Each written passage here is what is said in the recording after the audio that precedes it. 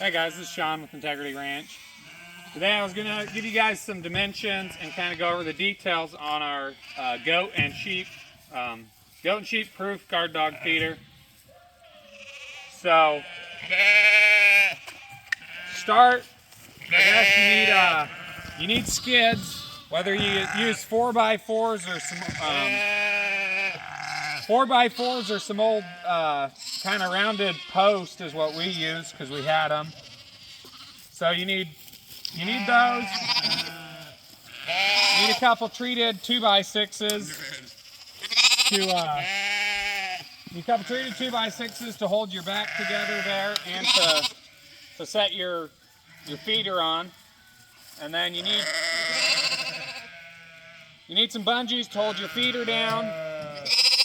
And then you need a panel. We had a tall panel, so we used it. You can use the short ones. If you had some crazy goats, you would want this tall.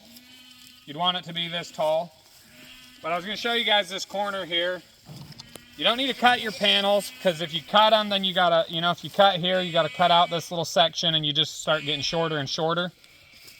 Just bend your panels. So before you even start wiring anything together, just this is 6 foot exactly.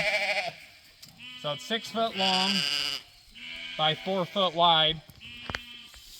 So measure 6 foot right to one of these little bars, and you could drive your quad on. Set your runner right on this line, and you could drive your quad on one end and stand on the other and just bend it up.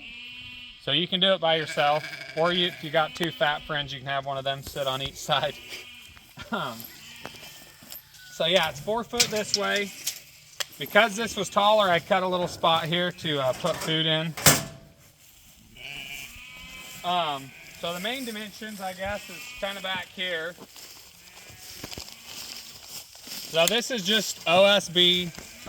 Actual plywood would hold up a lot better, but we had OSB. As you can see here, this is where I started with my hole. I did like a 9-inch hole, and I did it really high. It was too small and too high for the dogs to get into, so I just started working it down.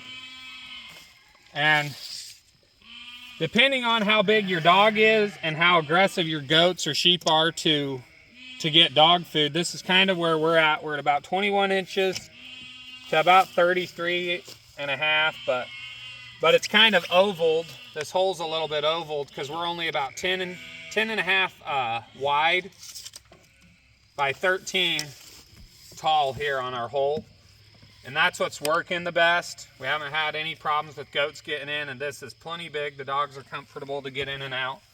And then I just cut off an old pair of pants I had. I just cut a couple sections off this, rounded them in so the dogs slide in and out, and this isn't going to catch them. It's real smooth, and it's working like a beauty. Feeding your dogs every day is a pain in the butt. Some people like to do it. They go out there and check on stuff anyway. I'll go 2 days, 3 days, depending on how often I'm moving, without checking on anything. So my dog needs to stay fed. And so we started out with the Greg Judy design, and that just wasn't working. So we just had to come up with something different. And this is what's been working for a couple years now. So yeah, 4 foot wide, 6 foot long is your cage here. You need runners. You can get creative with all that. Whatever. I like using whatever I have. I rarely buy stuff for projects like this. I'll find something and repurpose it. So the main measurements is kind of this right here. So if you got a smaller dog, you can make this hole a little smaller. And like I said, if your goats and your sheep they've been eating dog food for a couple years, they're going to be a lot more aggressive to try to get in there. So you might want to start with a smaller hole and just kind of cut it bigger as you go and see what your dog is going to get in and figure it out.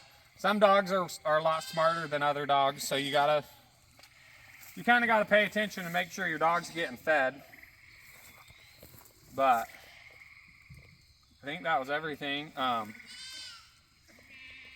If you guys got any more questions, drop a comment and I'll try to answer it as best as I can. And thanks for watching.